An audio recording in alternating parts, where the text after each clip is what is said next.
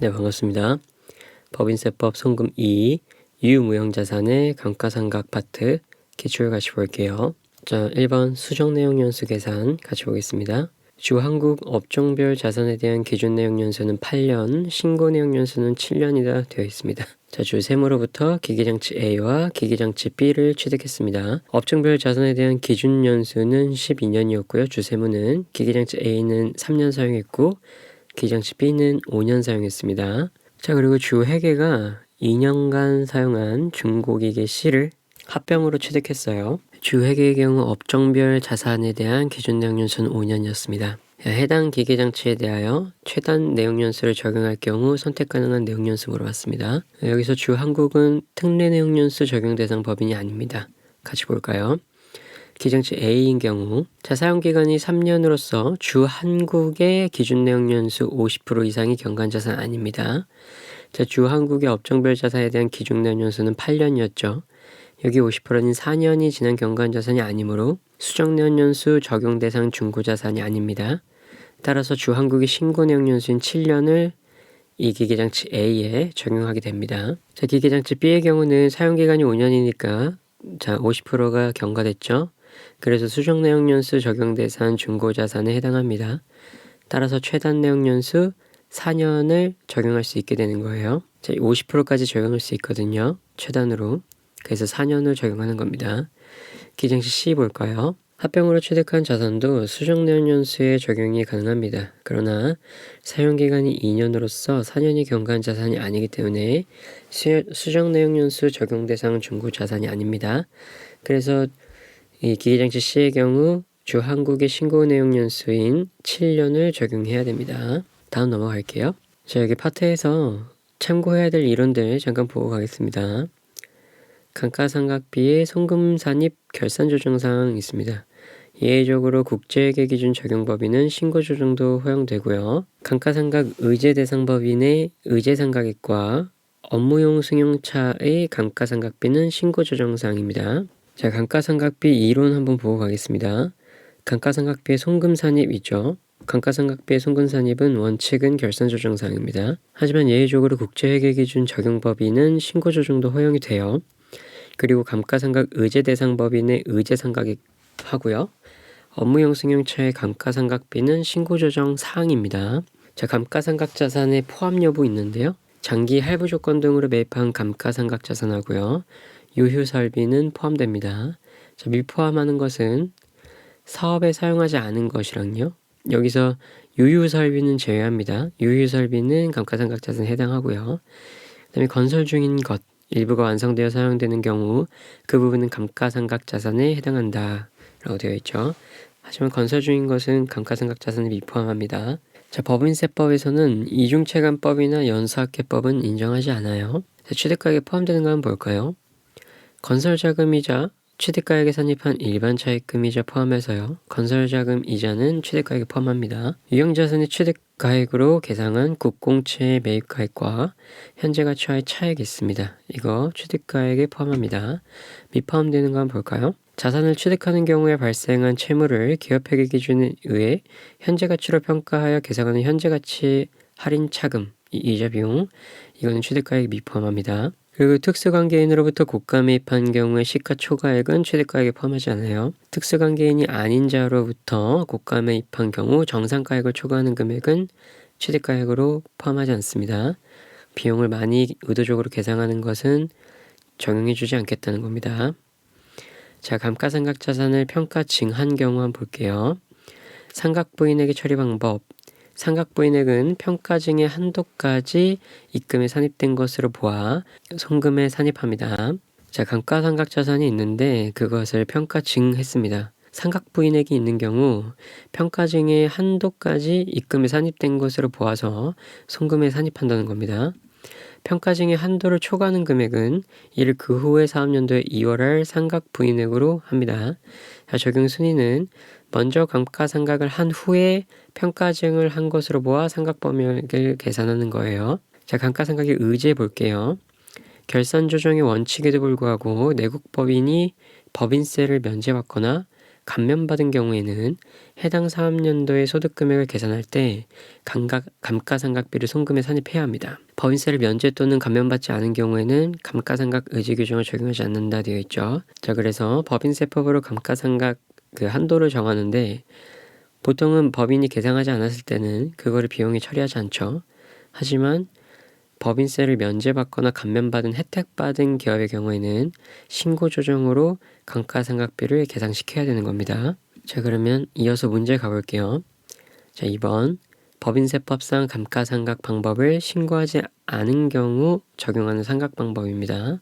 자, 유형자산, 무형자산 상각 방법 한번 보겠습니다. 자, 유형자산은 건축물, 광업용 유형자산, 폐기물 매립시설, 기타의 유형자산으로 분류가 되는데요.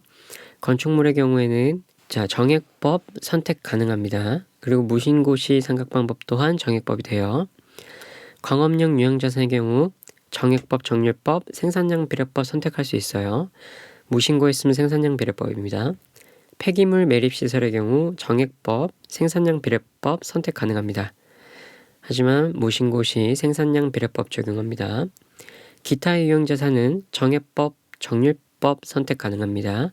자, 기타 유형자산에서 생산량 비례법 선택 불가능하죠. 건축물도 생산량 비례법 선택 불가능합니다. 건축물은 정액법만 가능하고 기타 유형자산은 정액법, 정률법만 가능합니다. 자, 근데 무신고 시의 상각 방법은 정률법입니다. 무형자산 한번 볼까요? 자, 광업권, 개발비, 그리고 사용수익 기부자산 가액, 주파수 이용권과 공항시설 이용권 및 항만시설 관리권, 그리고 기타의 무형자산으로 나뉩니다. 광업권, 정액법과 생산량 비례법 선택 가능합니다.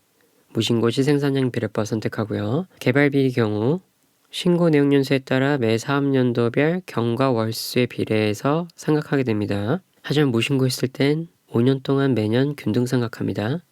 자, 주의사항이 있는데요. 개발비의 경우 관련 제품의 판매 또는 사용 가능한 시점부터 상각이 개시되고요. 20년 이내로 내용 연수에 신고가 가능합니다. 개발비요. 자, 사용수익 기부 자산가액하고 주파수 이용권하고 공항시설 이용권, 항만시설 이용권은 사용수익 기간 또는 사용기간에 따라 균등액 상각합니다. 무신고했을 때도 동일합니다. 자, 기타의 무형자산은요. 정액법 선택 가능하고요. 무신고 시에도 정액법으로 감가상각합니다. 자, 넘어가겠습니다. 세무조정 사례 1번 같이 볼게요. 자, 내국법인 주한국이 유형자산과 관련하여 행하는 활동입니다. 시험기기 100만원과 가스기기 150만원을 한 거래처에서 구입하면서 250만원을 지급하고 비용으로 처리했습니다. 이럴 때 세법상 모두 송금으로 인정됩니다. 개인용 컴퓨터 200만원과 전기기구 250만원을 한 거래처에서 구입하면서 450만원을 지급하고 비용으로 회계 처리했습니다. 이 경우 세법상 모두 송금으로 인정됩니다.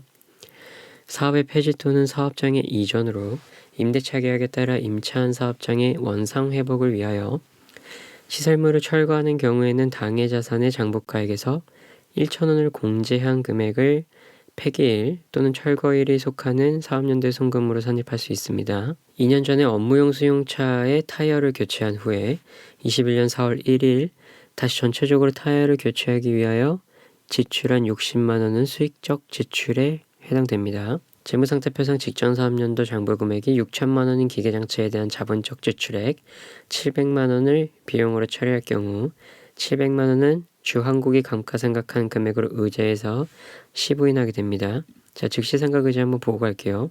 자본적 지출에 해당하는 금액을 비용으로 처리한 경우에 그 지출액을 일단 자산으로 처리한 다음 즉시 감가상각한 것으로 의제한다. 이게 즉시상각 의제입니다. 자, 폐기자산 등에 대한 즉시상각 보겠습니다. 시설 개체 또는 기술 낙후로 인하여 생산 설비의 일부를 폐기한 경우에 즉시상각합니다. 폐업 또는 사업장의 원상 회복을 위해서 시설물을 철거하는 경우 즉시상각합니다. 자, 이럴 경우에는 해당 자산의 장부가액에서 1,000원을 공제한 금액을 송금에 산입할 수 있습니다. 자, 사후에 관리하기 위해서입니다. 자, 이런 경우에는 결산조정 사항에 해당하므로 회사가 장부의 비용으로 계상한 경우에 한해서 적용하게 되는 거예요. 자, 즉시상각 의제 특례 한번 같이 볼까요? 소액자산 등에 대한 즉시상각이 있습니다. 시부인 계산 없이 이를 전액 송금으로 인정하는 건데요. 소액취득자산을 말합니다. 소액 취득 자산이란 100만 원 이하인 사업용 감가상각 자산을 말하고요. 단 대량으로 보유하는 자산과 사업 개시, 확장을 위해서 취득한 자산은 제외하게 됩니다. 여기서. 자, 그리고 소액 수선비가 있는데요. 개별 자산별로 지출한 수선비 합계액이 600만 원 미만인 경우 소액 수선비로 봅니다. 자, 19년 12월 31일 이전 지출분은 소액 수선비의 기준이 300만 원이었어요. 300만 원 미만인 걸 소액 수선비로 받고 20년도부터에는 600만 원 미만인 경우를 소액 수선비로 봅니다. 그리고 개별 자산별로 지출한 수선비 합계액이 직전 사업년도 종료의 미상각장액의 5% 미만인 경우에도 소액수선비로 봅니다. 그리고 3년 미만의 기간마다 지출하는 주기적인 수선비를 우리는 소액수선비의 범주에 넣는 거예요. 단기 사용자산 한번 볼게요. 어업에 사용되는 어구, 영화필름, 공구, 자, 금형한 거 제외입니다. 가구, 전기기구, 그 다음에 대여사업용, 비디오 테이프 음악용으로서 개별 자산의 취득가액이 30만 원 미만인 것들, 그리고 전화기 및 개인용 컴퓨터는 다 단기 사용 자산으로 봐서 즉시 상각합니다. 사례 2번. 주한국의 21기 사업년도 접대비 관련 자료네요. 자, 접대비 내용이 있고 분석과 같이 보겠습니다. 접대비 관련 자료니까 접대비 내용부터 한번 확인해 볼까요? 판매비와 관리비로 계산된 접대비 중에서 당사의 상품을 거래처에 증정한 것이 포함되어 있다 되어 있네요. 자, 상품 장부가액은 500만 원이고요. 시가는 800만 원이었습니다. 네, 회사는 차변의 접대비 580만 원, 상품 500만 원, 부가치 예수금 80만 원 이렇게 분계 처리했네요. 그리고 건당 3만 원을 초과하는 접대비는 모두 신용카드로 결제되었고요. 문화접대비 해당액은 없다라고 되어 있네요. 22기 사업년도 접대비 한도액은 1,100만 원이라고 가정한다. 한도액까지 설명해 줬네요. 그리고 판매비와 관리비로 계상된 접대비 2천만 원 있고요. 건물로 계상된 접대비 1,200만 원이 있습니다. 자, 그럼 3,200만 원 더하기 아까 현물 접대 시 시가 장부가액 차액인 300만 원을 접대비로 계산한 거 있었죠.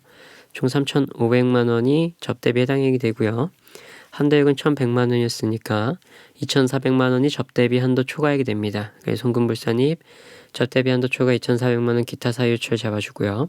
우리 현물 접대비 과소계상액 한번 자세히 한번 봐볼게요.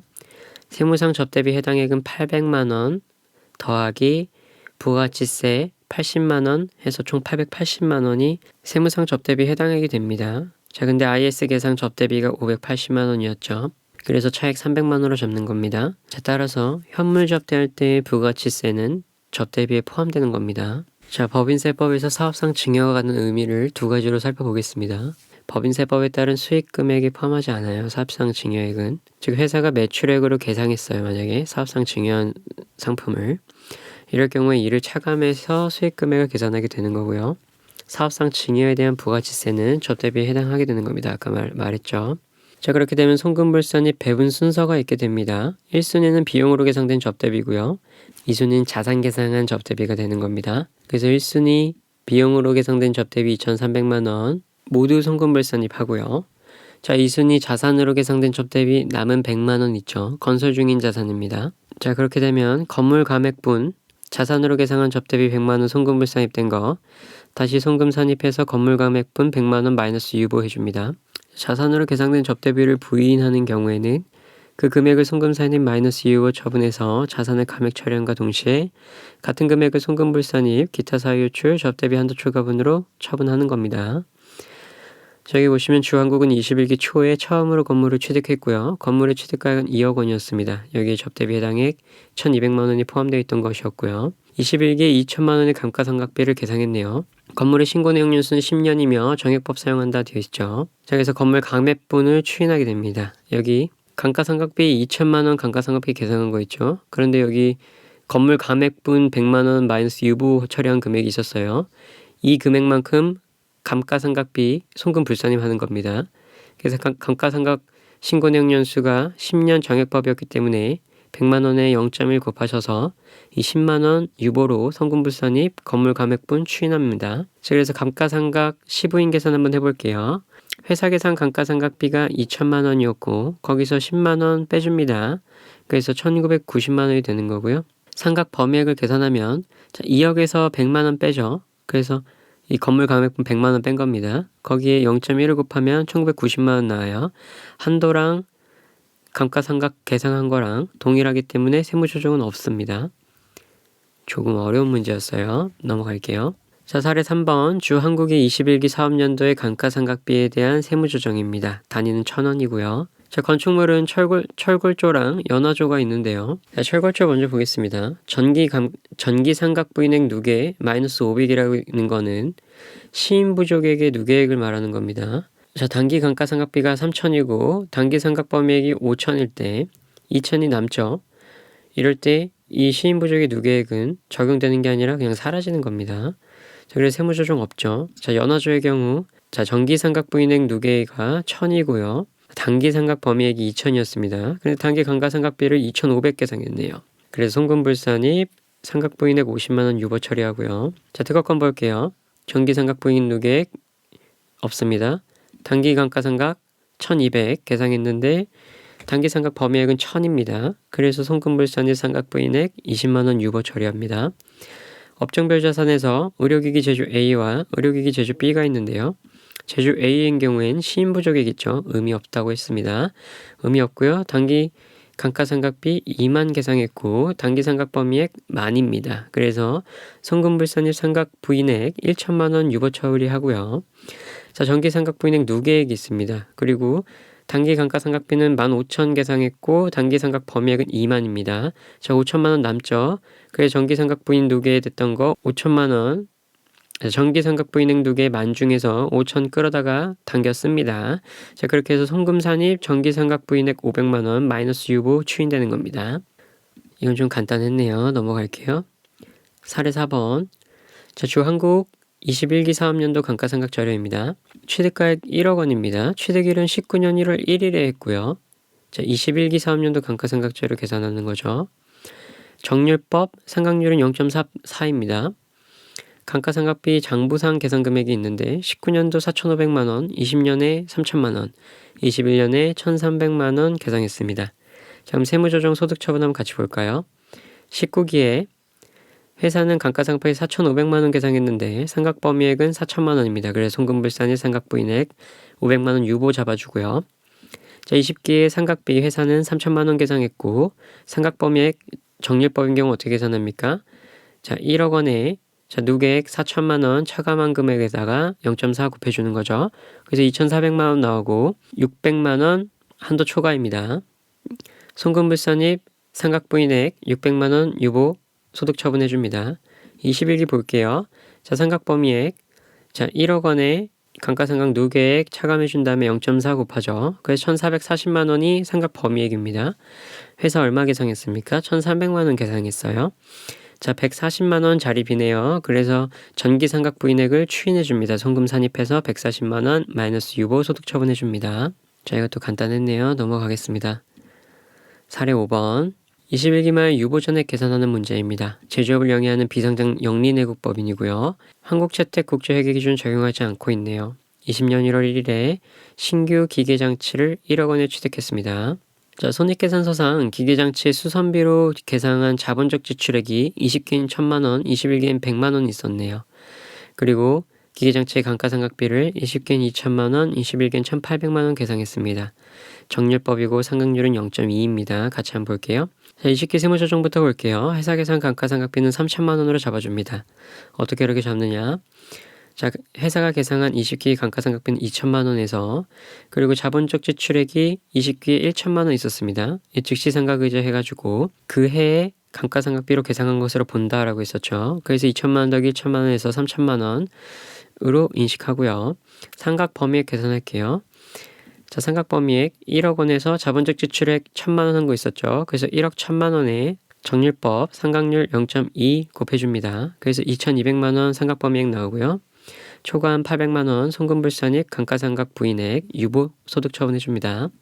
자, 21기 세무조정 해볼게요. 자, 회사 계산 감가상각비는 1,800만원 잡아줍니다. 자, 21기 100만원 수선비로 계상한 자본적 지출액은 600만원 미만이므로 전액 송금으로 인정되는 겁니다. 즉시상각 특례로서요.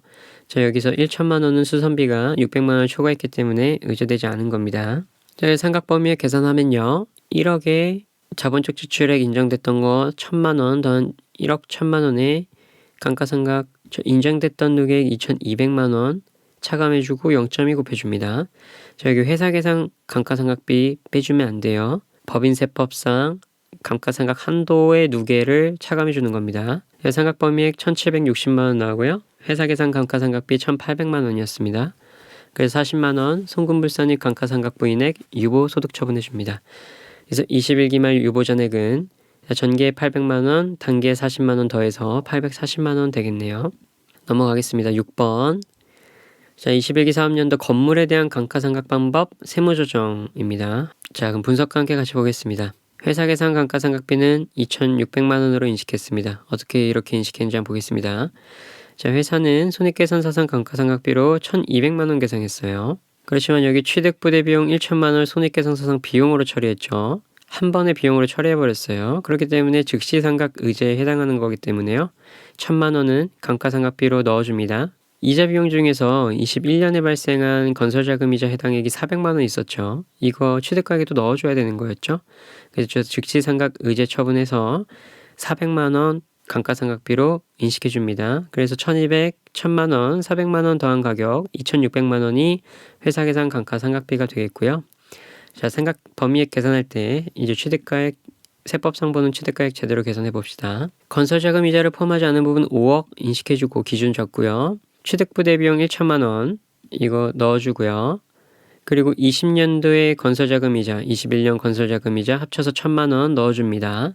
그래서 5억 2천만원에 건물에 대한 감가상각분법을 신고하지 않았답니다. 건물의 경우 신고하지 않으면 뭘 적용했었습니까? 정액법 적용했었습니다. 그래서 0.025 곱하고 자, 21년도 감가상각비 계산하는 거니까 착공해서 언제 완성했습니까? 자, 4월에 완성했기 때문에 9개월 곱해주신 다음에 12로 나눠줍니다.